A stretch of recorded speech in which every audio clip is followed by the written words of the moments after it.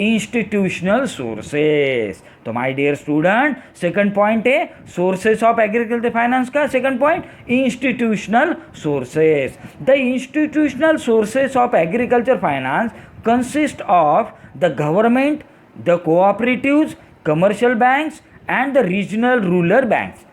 Means ये institutional sources क्या है एग्रीकल्चर फाइनेंस का? गवर्नमेंट प्रोवाइड करता है लोन्स, उसके बाद कोऑपरेटिव सोसाइटी या कोऑपरेटिव बैंक भी सपोर्ट करता है, कमर्शियल बैंक भी सपोर्ट करता है, प्रोवाइड करता है, और RRBs means regional rural bank ये भी क्या करता है?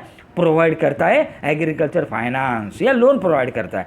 तो उसके भी बहुत सारे पॉइंट है। तो नंबर 1, कोऑपरेटिव क्रेडिट इंस्टीट्यूशंस या सोसाइटीज। कोऑपरेटिव क्रेडिट इंस्टीट्यूशन या societies were established to provide rural credit at a lower cost. They provide short term and long term loans.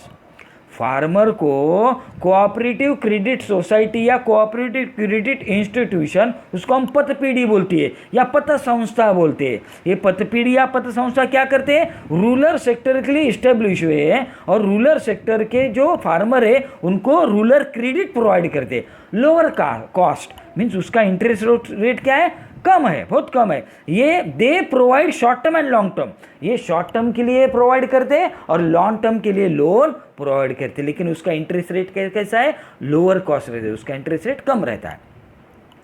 Second point, RRBs या regional rural banks. The working group on rural banks 1975 recommended the establishment of regional rural banks RRBs to supplement the efforts of commercial banks. RRBs were established in 1975 on the recommendation of Narasimhan Committee. Initially 5 RRBs were established on 2nd October 1975. At present there are 56 RRBs. The RRBs are limited to a specified region compromising one or more districts of a state. RRBs given loans to weaker section of the rural community, small and marginal farmers, landless laborers. तो second point क्या है? RRBs, regional rural banks, regional rural banks, प्रादेशिक ग्रामीण bank, उसको क्या बोलते हैं हम? प्रादेशिक ग्रामीण बैंक या रीजनल रूरल बैंक्स। तो ये आरआरबीज का जो वर्किंग ग्रुप है वो 1975 में इस्टेब्लिश हुआ और 1975 में उन्होंने मीन्स एक कमिटी इस्टेब्लिश की। उस कमिटी के चेयरमैन थे नरसिम्हन कमिटी इस्टेब्लिश हुई। फिर नरसिम्हन कमिटी में जो रिकमेंडेशन किया है, initially 5 RRBs were establish on 2nd October 1975। Means 2nd October means Mahatma Gandhi का बर्थडे, मीन्स महात्मा गांधी का जो बर्थडे 2nd October 1975 में आरआरबीज 5 आरआरबीज इस्टेब्लिश हुए स्टार्टिंग में। और उसके बाद आज के डेट में हम देखेंगे तो 56 आरआरबीज पूरे इंडिया में इस्टेब्लिश है। उसके मेन रीजन और उनका क्या मेन रोल है कि हर एक स्टेट में या हर एक डिस्ट्रिक्ट में, हर एक रूरल सेक्टर में आरआरबी का इस्टेब्लिशमेंट है। उनका मेन ऑब्जेक्टिव क्या है? वीकर सेक्शन के जो लोन फार्मर्स है या वीकर सेक्शन के जो पीपल्स है या वीकर सेक्शन के जो आदमी है उनको लोन प्रोवाइड करना, और कम्युनिटी, रूरल कम्युनिटी, स्मॉल या मार्जिनल फार्मर को या लैंडलेस लेबरर को लोन प्रोवाइड करना। ये आरआरबीज का क्या है? रोल है, इंपॉर्टेंस है। नेक्स्ट पॉइंट है कमर्शियल बैंक्स।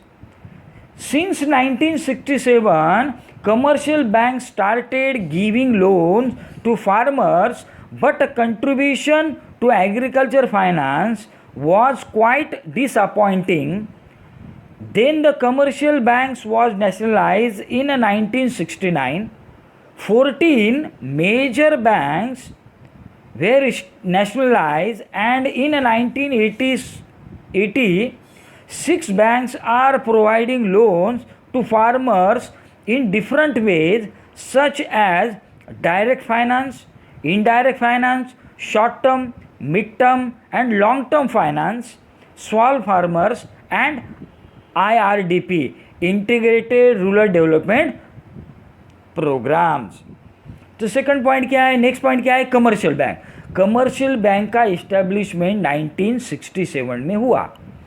और कमर्शियल बैंक का क्या रोल है, तो कमर्शियल बैंक ने मीन्स कमर्शियल बैंक के जो नेशनलाइज बैंक है वो 1965 में नेशनलाइज बैंक हुए. 14 means 14 major nationalise bank establish हुए या नेशनलाइज हुए, 14 बैंक्स. और 1980 में 6 मोर बैंक्स वेयर नेशनलाइज.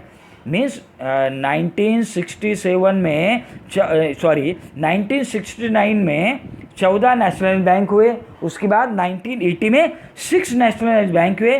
फिर उन्होंने क्या किया, फार्मर को लोन प्रोवाइड किया. कैसे, डायरेक्ट फाइनेंस, उन्हें डायरेक्ट लोन दिया. उसके बाद indirect finance, short term, mid term, long term, small farmers and integrated rural development programme. ये इससे थ्रू कमर्शियल बैंक में लोन प्रोवाइड करना स्टार्ट किया, वो दे रहे हैं. Next, NABARD, the National Bank for Agricultural and Rural Development bank, NABARD, was established in 1982. NABARD is an apex bank in the field of agriculture finance. It is an apex bank for agricultural and rural credit. It provides credit to farmers through cooperative commercial banks and RRBs. Means RRB, NABARD. NABARD का क्या full form है, NABARD the National Bank for agriculture and Rural development banks. Means NABARD. ये कब establish हुई, 1982. NABARD bank क्या है, एक apex bank, main bank है, एवरेस्ट बैंक है, एपेक्स बैंक है. फिर उसका काम क्या है, एग्रीकल्चर फाइनेंस प्रोवाइड करना. फिर एग्रीकल्चर फाइनेंस करना और रूरल क्रेडिट फाइनेंस प्रोवाइड करना. फिर इसके साथ साथ क्या करना, जो लोन प्रोवाइड करते हैं, for example cooperative bank, commercial bank, RRBs, इनको भी कंट्रोल करके फार्मर को रूरल क्रेडिट या एग्रीकल्चर क्रेडिट या एग्रीकल्चर फाइनेंस प्रोवाइड करना. ये नाबार्ड का क्या है, वर्क है.